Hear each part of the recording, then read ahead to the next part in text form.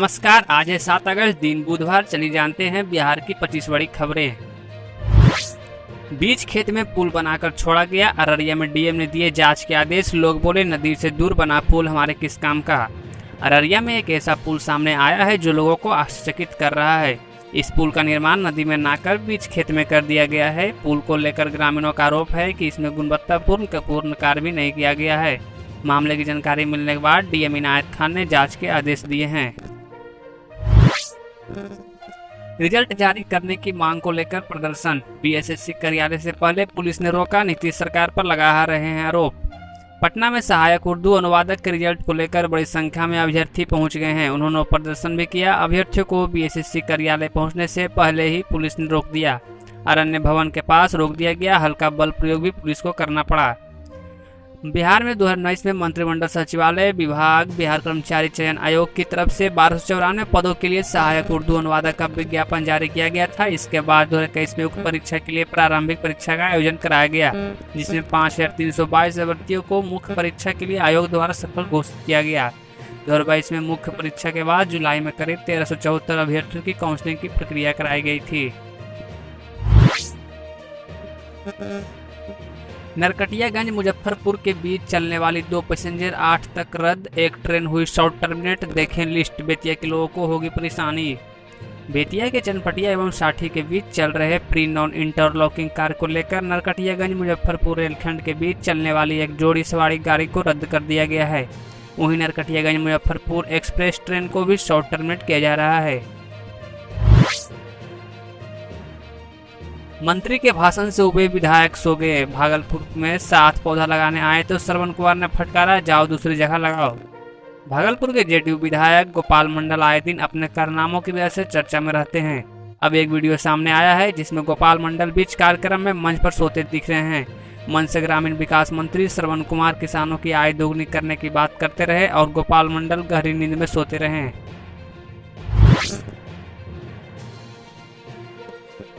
बेतिया में पूर्व मुखिया को मारी 19 गोली, मौत। जख्मी हालत में मांगता रहा मदद, फिर गिर पड़ा। बेटे पर भी हो चुका है हमला।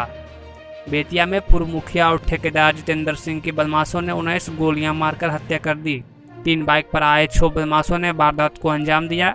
गोली लगने के बाद भी पूर्व मुखिया मदद मांगने के लिए कुछ दूर चला, लेकिन फिर गिर गया। मार्क्स से असंतुष्ट स्टूडेंट्स आज कर सकते हैं अप्लाई। सीबीएसई बर्मी सप्लीमेंट्री रिजल्ट के लिए परीक्षार्थी कर सकते हैं ऑनलाइन आवेदन। 500 लगेगा शुल्क। केंद्रीय माध्यमिक शिक्षा बोर्ड सीबीएसई 2024 के जारी हुए बर्मी सप्लीमेंट्री एग्जाम के रिजल्ट से अगर परीक्षार्थी असंतुष्ट हैं तो वह मार्क्स वेरिफिकेशन के लिए आज से अप्लाई कर सकते हैं। इस मार्क्स वेरिफिकेशन के लिए परीक्षार्थी 6 और 7 अगस्त को आवेदन कर सकते हैं। इसके लिए सब कुछ ऑनलाइन के माध्यम से किया जाएगा। परीक्षार्थी को मार्क्स वेरिफिकेशन के लिए 500 रुपये हर सब्जेक्ट के लिए शुल्क देना होगा। औरंगाबाद में तालाब में डूबने से 2 किशोर की मौत। फुटबॉल खेलने वक्त हादसा। छोटे भाई को बचाने गया बड़ा भाई भी डूबा, ग्रामीणों ने बचाया। औरंगाबाद में सोमवार की रात तालाब में डूबने से 2 किशोर की मौत हो गई। एक का शव सोमवार रात में निकाला गया, वहीं दूसरे नाबालिग का शव मंगलवार सुबह निकाला गया। घटना नगर थाना क्षेत्र के वार्ड नंबर 31 बैजनाथ बीघा की है।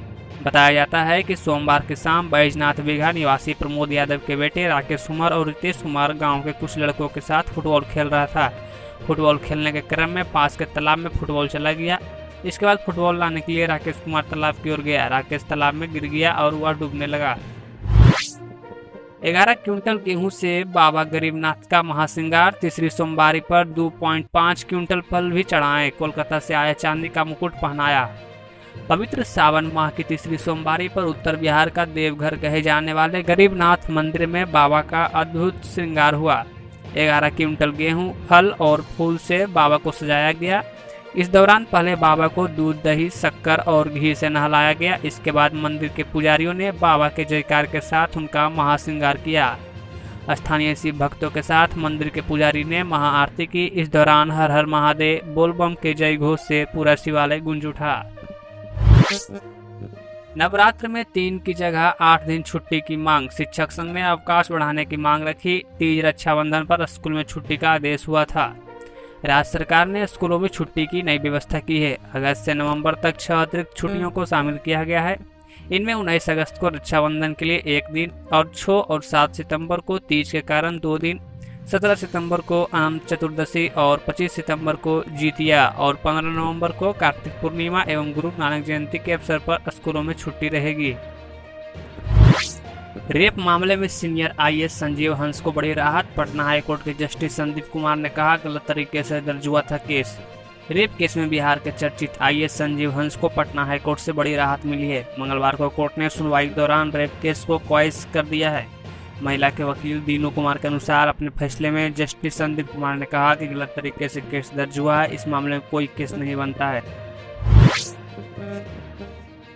रक्सौल लोकमान्य तिलक स्पेशल एक फेरे के लिए चलेगी। 6 अगस्त को मुजफ्फरपुर पाटलिपुत्र डीडीयू के रास्ते जाएगी। 20 कोच के साथ चलेगी ट्रेन।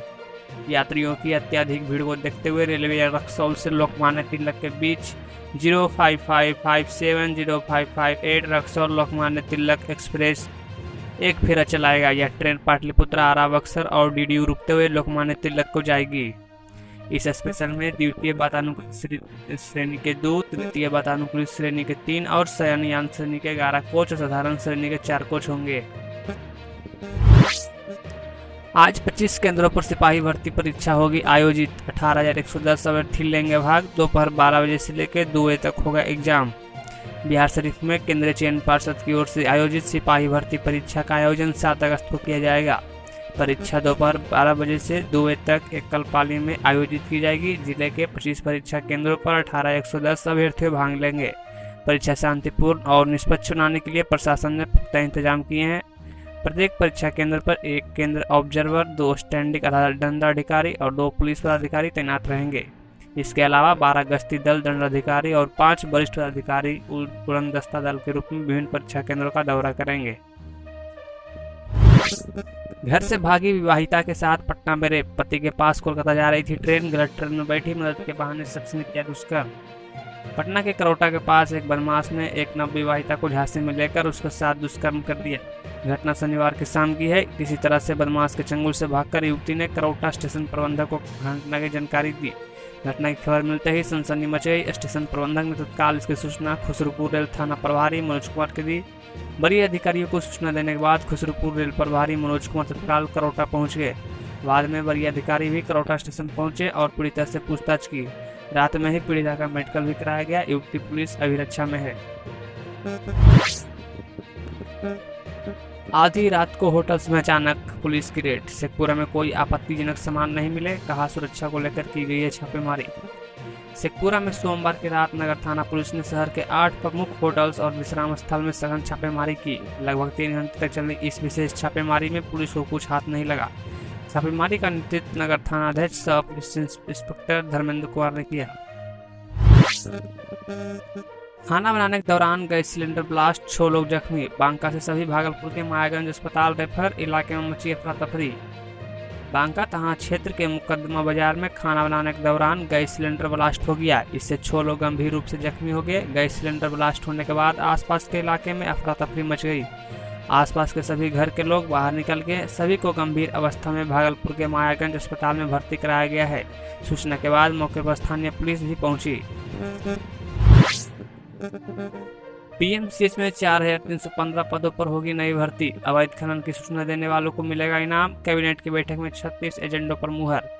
नीतीश कैबिनेट की बैठक में मंगलवार को 36 एजेंडों पर मुहर लगी है। बैठक में पीएमसीएच में 4,315 पदों पर नई नियुक्तियों को मंजूरी मिली है। कैबिनेट ने हैंडलूम निदेशालय बनाने का फैसला लिया है। इसके लिए भर्ती निकाली जाएगी।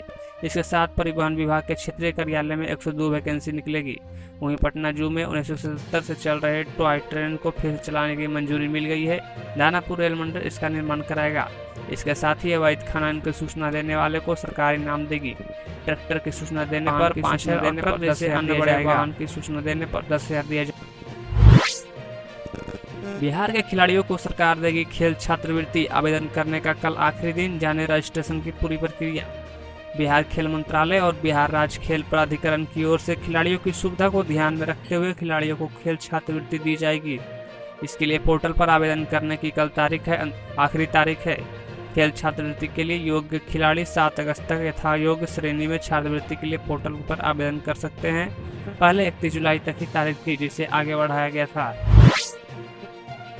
बांग्लादेश की हालत पर बिहार पुलिस ने जारी किया आदेश, सीमावर्ती इलाकों में पेट्रोलिंग बढ़ाने का निर्देश, लोगों से भी अपील, अफवाहों पर ध्यान न दें। बिहार पुलिस मुख्यालय की ओर से बांग्लादेश की हालत को लेकर बड़ा आदेश जारी किया गया है। बिहार के सीमावर्ती इलाकों में अलर्ट जारी किया गया है, सतर्कता का आदेश जारी भी किया गया है, साथ ही पेट्रोलिंग बढ़ाने का निर्देश दिया गया है। किसी भी संदिग्ध व्यक्ति वस्तु की जानकारी होने पर तत्काल पुलिस करने की भी अपील की गई है। पुलिस मुख्यालय ने लोगों से कहा है कि स्थानीय थाना, जिला पुलिस कार्यालय के toll free number 14432 and dial 1212 पर जानकारी दे। लोगों को किसी भी तरह के अफवाह से बचने की बात भी कही गई है। भारत बांग्लादेश की सीमा पर बढ़ाई गई चौकसी, अलर्ट मोड पर बीएसएफ जवान, आरक्षण के हिंसा के बाद प्रधानमंत्री शेख हसीना ने दिया इस्तीफा। बांग्लादेश में हुए तख्तापलट के बाद भारत बांग्लादेश सीमा पर बीएसएफ के जवान अलर्ट मोड पर हैं। जवान सीमा पर मुस्तैदी से डटे हैं। बीएसएफ 24 घंटे सीमा पर सतर्कता बरत रही है। सीमा पर हर गतिविधि पर हर नज़र रखी जा रही है। बीएसएफ के वरीय अधिकारी भारत बांग्लादेश सीमा पर पहुंचकर हर गतिविधि पर नजर रख रहे हैं। साथ ही सीमा पर लगातार निगरानी बढ़ती जा रही है। बीएसएफ के वरीय अधिकारी सीमा पर पहुंचकर जवानों को आवश्यक दिशा निर्देश दे रहे हैं। हरियाणा में 2424 पदों पर निकली भर्ती, 7 अगस्त से शुरू आवेदन, 42 तक उम्मीदवार कर सकते हैं अप्लाई।